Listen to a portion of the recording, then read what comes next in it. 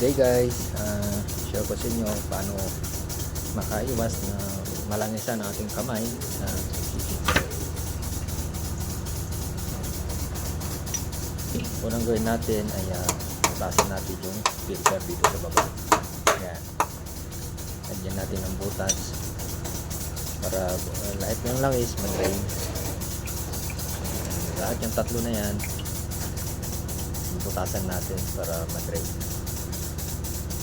Mabutas yung tatlo na yan, kaya lang natin na ma-drain siya na maubos yung langis.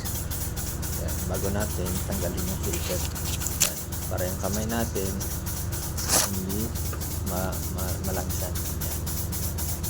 Ganyan lang yan.